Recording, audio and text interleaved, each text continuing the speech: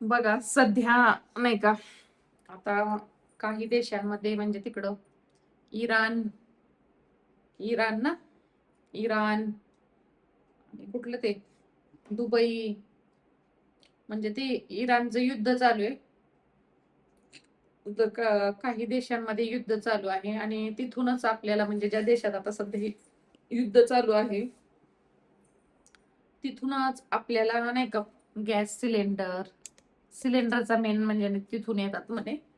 आपल्या इकडे त्याचं नाही का गॅस आपल्याला सिलेंडर इकडं बनवू म्हणजे तिकडून आपल्याला तिकडून येतात दुसऱ्या देशातनं.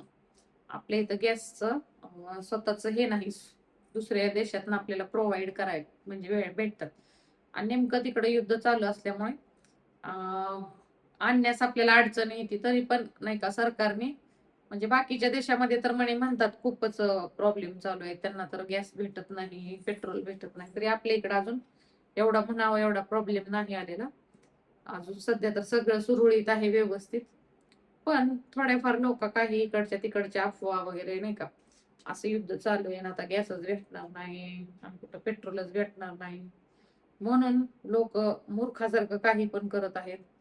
आत्ताच मध्यंतरी बघा एका रिच फॅमिलीने आठ भीतीने नाही का, आता युद्ध चालू आहे मग सिलेंडर्स भेटणार नाहीत असं कुठनं तर अफवा त्यांनी ऐकली आणि 7-8 सिलेंडर घेऊन ठेवले घरात, एक सोडून नाही 7-8. कुठेही बघा दिल्लीला का कुठं तर घटना घडलेली तुम्हाला, 8 लोक मेलेले आहेत बघा. घरात गाडी चार्जिंगला लावली होती खाली. आता चार्जिंग मुळे नाही नाही घरातच शॉर्ट सर्किट झालं वाटतं, कशामुळे तर घरातच गाडीमुळे नाही झालं, घरातच आतमध्ये शॉर्ट सर्किट झालं. पण शॉर्ट सर्किट झालं जर सिलेंडर दोन त्यातले 8 मधले 2 सिलेंडर ब्लास्ट झाले जागेवरच. आणि ते ब्लास्ट झाल्यामुळं त्यांच्या घराला डिजिटल लॉक होतं, ते लॉक लॉक बसलं, ओपनच झालं नाही त्यांना. लाईट डिजिटल लॉक असतात ना ते लाईटवर चालणारे सगळं शॉर्ट सर्किट झालं घरात. आणि कबूतर येऊ नये म्हणून सर्वत्र जाळ्या लावल्या होत्या, त्यांना बाहेरच पडता आलं नाही. आणि अगदी 2 मिनिटात सगळं त्यांनी वेट करत होते की आपल्याला फायर ब्रिगेडवाले वगैरे म्हणजे वाचवतील. आणि तेवढं वेट करण्यात तेवढ्या तेवढ्या वेळात एकदम भडका झाला. आणि बघा एवढी रिच फॅमिली होती सगळं, पण काय गरज होती का एवढे सिलेंडर घरात साठवून ठेवायचे. असं सिलेंडर लोक पेट्रोल साठवत आहेत ना. आणि आता उन्हाळा चालू आहे तर अशा वेळेस उन्हाळ्यानं पेट्रोल वगैरे पेट घेतं. आता बरेच लोक पेट्रोलचे व्हिडिओ दिसतात, पेट्रोल पण नाही का म्हणजे महाग होणार आहे, भेटणारच नाही. अरे होईल तेव्हा होईल ना, सध्या आहे ना तुम्हाला मिळतंय ना.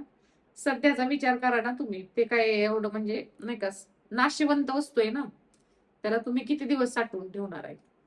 गॅस वगैरे आणि धोकादायक वस्तू आहेत, ह्या ज्वलनशील वस्तू आहेत, ते आपल्या आरोग्यासाठी खतरनाक आहेत.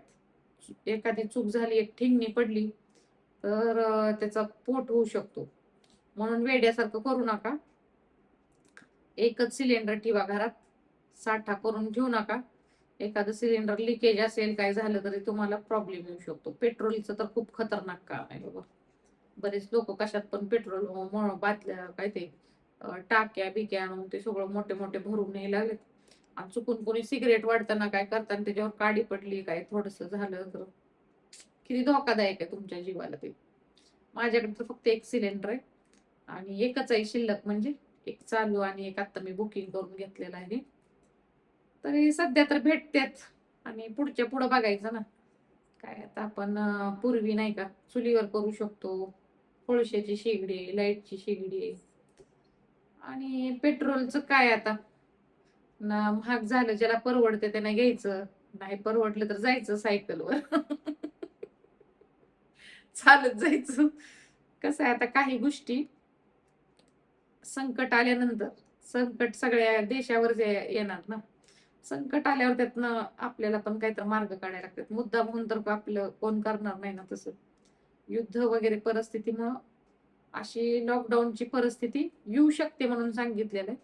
अजून तर आलेली नाही, पण वेड्यासारखं करू नका आतापासूनच. बरेच म्हणजे इतक्या घटना, जर मी आता रील्स बघते ना, यार इतका घटना ना. इथं ब्लास्ट झाला, तिथं ते कुणाचं घर जळलं, कुठं काय. कारण लोक एवढ्या वस्तू घरात पेट्रोल, गॅस अशा वस्तू साठवून ठेवायला लागलेत. आणि तेलाचं तर काय एवढं, बिन तेलाची पण भाजी करता येते माहिती. किराणा. आळ्या किड्या पडत्याल ना, एवढं साठवून ठेवून काय करतात. जेवढं लागतं तेवढंच घ्या. सध्या तरी टेन्शन घेऊ नका. जसं होईल तसं आपलं, कोरोनापेक्षा तर बरंच आहे म्हणायचं. एवढं काय आपल्याकडं नाही का, ऍडजस्टमेंट आपण करू शकतो. अन्नधान्याची तर कमतरता नाही आपल्या देशात. आणि महागाई थोडीशी झाली तर गॅस, पेट्रोल ह्या मग गोष्टी महाग होत्या. आणि त्याला पर्याय आहेत ना हो. शेगडी आहे आपल्याकडे, आपण लाईटवरची शेगडी वापरू शकतो. आणि तुम्हाला जर गाडीचं पण पेट्रोलचं तर घ्या मग इलेक्ट्रॉनिक गाडी, चालवा बॅटरी.